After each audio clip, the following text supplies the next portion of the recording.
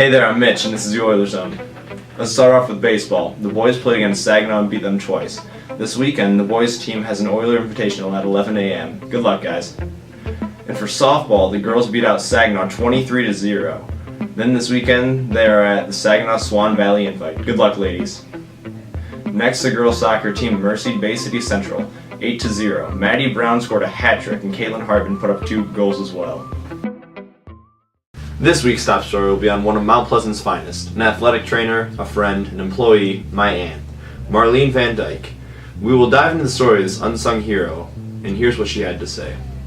My name's Marlene VanDyke, and I'm an athletic trainer here at Mount Pleasant High School. How do you like being a trainer here? Love it. Love it. Like,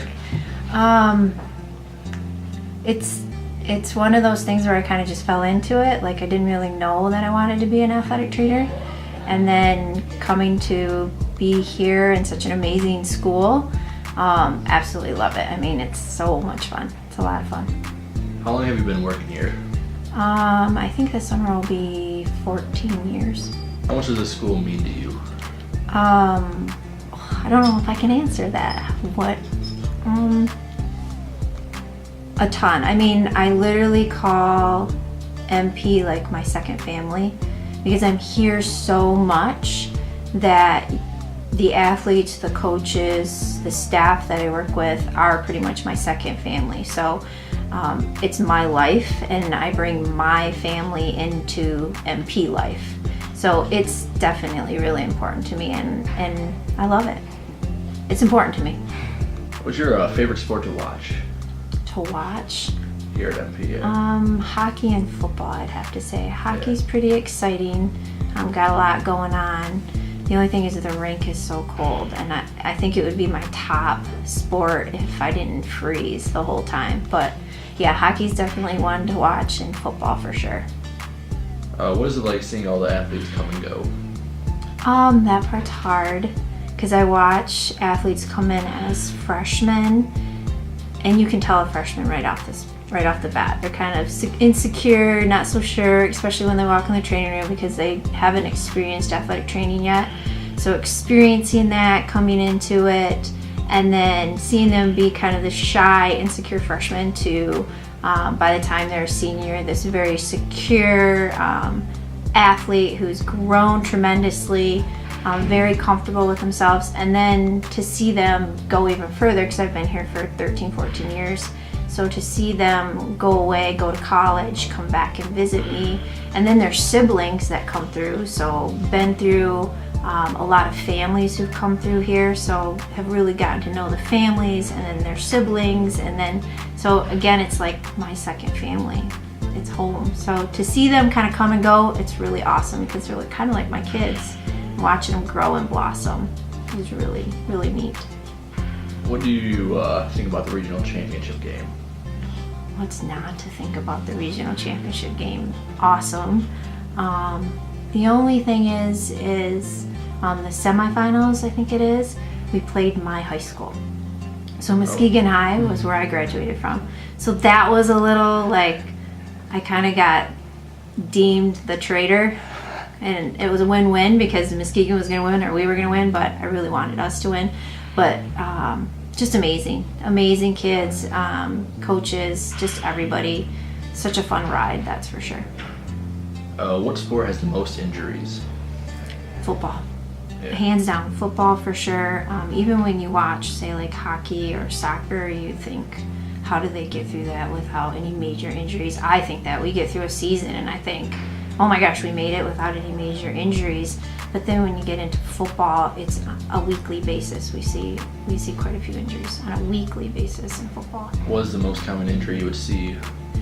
That varies. Usually at the beginning of the season, we see what's called overuse injuries. So injuries that the body's not yet adapted to the conditionings yet. So patellar tendonitis, IT band syndromes, Achilles tendonitis, things that just flare up because their body's not used to the conditioning. But then at the middle or the end of the seasons, that's where we can see more of the direct impact, catastrophic injuries like broken bones, dislocated knees, torn ACLs, that type of stuff. So it varies what part of the season we're talking about. But we see the whole gamut of injuries really. What is the worst injury you've seen? 1 year we had femur fractures. I don't know why. We had femur fractures 2-a-days. That part of the season we had another femur fracture. Ended up with a femur fracture during soccer. So 3 femur fractures within 6 months is a large amount of femur fractures, and some athletic trainers go through their entire career and never see a femur fracture, and we had 3 within a 6-month span, which is very uncommon. Not a horrific looking injury. Now if it's more of something where it's like the shock factor, dislocated elbows are kind of nasty. Dislocated patellas are another nasty injury, compound fractures, but those femur fractures were pretty rare, and back to back like that we really don't see that very often. How many athletes do you think you've treated? Ooh, too many to count, I think. We see, again, being here for 13 plus years, 300 to 400 athletes a season. Plus we keep seeing those same athletes throughout, so it just keeps going and going. I mean, so many athletes, it's uncountable. What made you become a trainer? Becoming an athletic trainer, I dislocated my patella when I was 13, 15, and again 17. And I had to do physical therapy for all 3 of them. And I really liked the physical therapy aspect of it, but I didn't care for the chemistry in physical therapy. And then somebody introduced me to athletic training when I came to Central. Plus at the time, my boyfriend was a running back for Central, and I kind of was like, who are the people that help you out on the field? And he kind of explained that to me, and then I went to an advisor and I'm like, that sounds really cool, I could do that. So again, I kind of fell into it in a way, but so glad that it happened. It's funny how that kind of happens. How many people do you think you've trained? Student trainers, I get from Central's athletic training program, 2 or 3 a semester. On average, maybe 60 or 70 athletic training students have come through Mount Pleasant High, and I was fortunate to have their help and have them work here. So yeah, about approximately that many have come through the program.